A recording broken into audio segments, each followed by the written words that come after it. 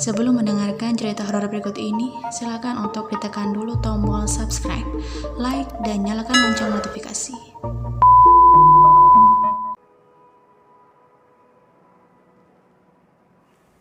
Halo pendengar, selamat datang di channel cerita pengalaman horor Hasta Hesti. Ceritakan pengalaman horormu di sini. Hari ini akan ada teman kita yang mau bercerita tentang pengalaman menyeramkan yang ia alami. Kali ini spesial, bukan tentang hantu atau makhluk halus lain yang menyeramkan, melainkan kisah tentang manusia yang punya tabiat yang seram. Sebelumnya, kalau kamu suka dengan ceritanya, jangan lupa untuk ditekan tombol like dan subscribe channel ini supaya kamu gak ketinggalan cerita-cerita seru berikutnya. Mari kita dengarkan, ini dia ceritanya. Berawal pada tahun 2017, mahasiswa semester 5 Fakultas X di salah satu kota di Jawa Timur. Waktunya buat magang. Tahun 2017 itu 3 orang maksimal satu kelompok. Setelah cari-cari tempat, akhirnya dapat di salah satu kota di Jawa Timur, masih di sekitaran Jawa Timur, tempat rehabilitasi bagi penyandang gangguan kejiwaan. Setelah survei, fix dapat tempat magang di sana 2 bulan. Dapat tempat magang, terus cari kontrakan, dapat. Di sana kami bertiga cewek-cewek ngontrak satu rumah.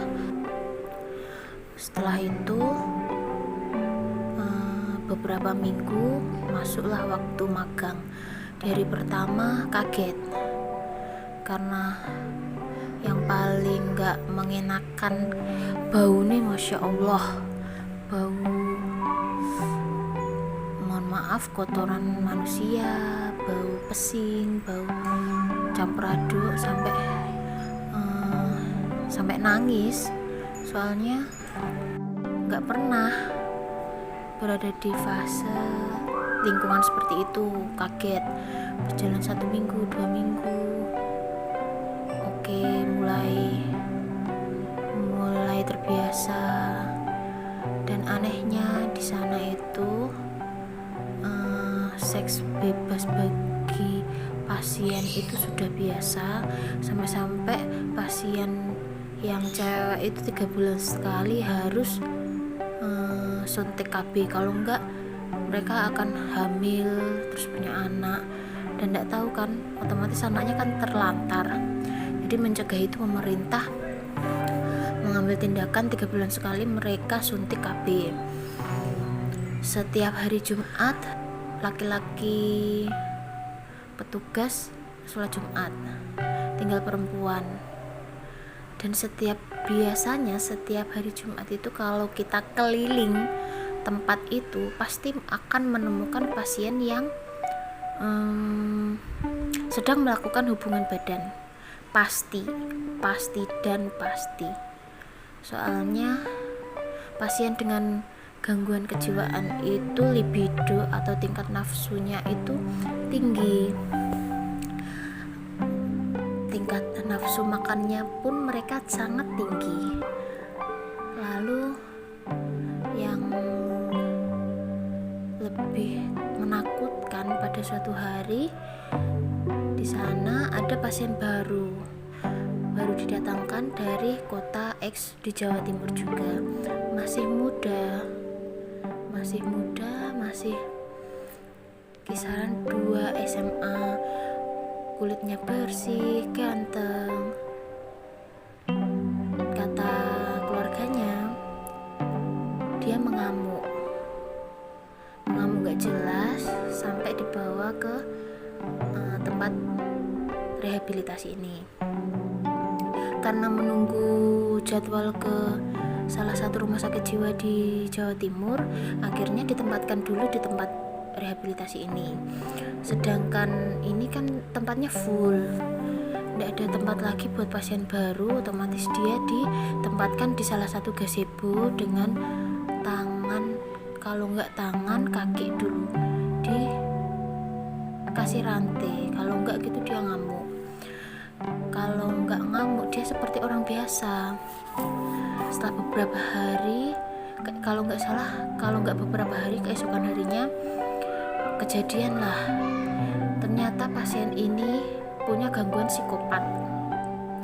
Jadi ternyata sudah ada riwayat di rumah itu dia ngambil bola mata kakek kalau nggak neneknya. Sedangkan keluarganya tidak bicara atau tidak ngomong sama sekali kepada petugas kalau ada kejadian tersebut. Di tempat rehabilitasi ini kan dia ditempatkan di gazebo. Dan di gazebo itu ada salah satu pasien yang ikut tiduran di gazebo tersebut siang-siang. Tiba-tiba pemuda ini langsung menghampiri pasien satunya lagi yang umurnya kemungkinan 50-an ke atas. Pasien laki-laki paruh baya ini ditindih, kemudian tangan ditindih juga pakai badan, kepalanya itu ditarik ke atas, kemudian dia mengambil bola mata dengan tangan kosong. Satu bola mata berhasil dia ambil, kemudian dia buang. Sedangkan bola mata satunya hampir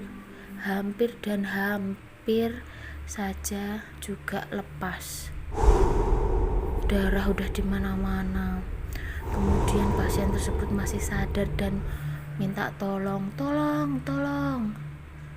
Kemudian petugas jaga. Oh ya, waktu itu hari libur, otomatis para petugas karyawan yang lain itu nggak datang, hanya petugas piket yang sedang ada di depan.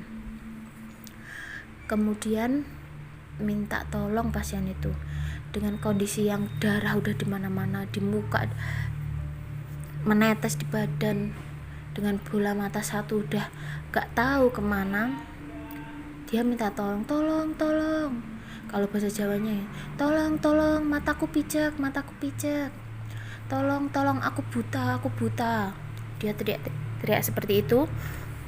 Kemudian beberapa petugas piket datang dan shock melihat keadaannya seperti itu. Bola mata, kemudian mereka cari ke kanan, ke kiri, akhirnya ketemu, tapi tidak bisa diselamatkan soalnya udah dikerubutin sama semut dan sarafnya pun udah mati, nggak bisa diselamatkan bola matanya. Dia langsung dirujuk ke rumah sakit dan otomatis pasien yang paruh baya ini nggak punya bola mata yang satu. Dan untungnya lagi, alhamdulillah, bola mata yang satu masih bisa digunakan, walau saraf pada mata itu udah kayak mau keluar karena kegaruk kuku pasien ini tadi, yang masih muda ini tadi. Akhirnya setelah kejadian itu keluarga dipanggil ke tempat rehab ini, ditanya punya riwayat seperti ini apa tidak. Sedangkan sebelumnya keluarganya itu tidak pernah ngaku kalau ternyata di rumah sudah pernah mencongkel mata kakek kalau nggak neneknya. Setelah keluarganya ngaku, petugas tempat rehab ini segera ngurus dan dibawa ke rumah sakit jiwa di Jawa Timur. Setelah dibawa ke sana, dia ditempatkan di salah satu ruangan bersama pasien lain. Dan sudah tahu kan kalau riwayatnya itu 2 orang sudah hilang bola matanya. Pasien ini kembali berulah dengan mencongkel mata satu sel atau satu kamar dengan dia. Dia mencongkel lagi matanya temannya itu dan kembali pasien ini juga kehilangan bola mata satu juga. Setelah itu perawat dokter di salah satu rumah sakit jiwa di Jawa Timur ini mengambil tindakan, memanggil keluarganya kembali dan keluarganya suruh tanda tangan bahwa pasien ini harus menetap selamanya di rumah sakit jiwa ini.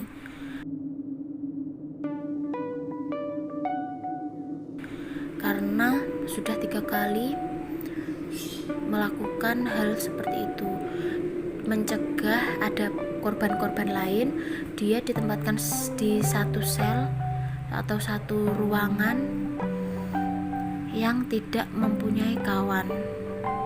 Soalnya kalau dia disatukan dengan orang lain, bakal besar kemungkinan dia akan mencongkel lagi mata temannya ini.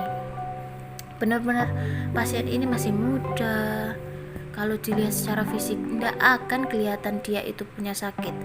Ternyata kalau tahu kebenarannya dia punya sakit dan didiagnosa sebagai psikopat. Sebenarnya masih banyak lagi kisah-kisah serem, bukan serem bagi orang awam, tapi sudah biasa bagi petugas sana. Katanya dulu di tempat itu tiba-tiba kalau pagi ada yang gantung diri, ada yang kalau tantrum atau kejang atau kumat dia menabrakkan sendiri badannya ke tembok sampai kepalanya retak, sampai meninggal, kehabisan darah, joroknya minta ampun, sampai ada yang infeksi di perut dan perutnya itu membunjit kayak orang hamil. Sekian cerita pengalaman nyata dari saya sendiri yang tidak akan pernah bisa dilupakan. Terima kasih.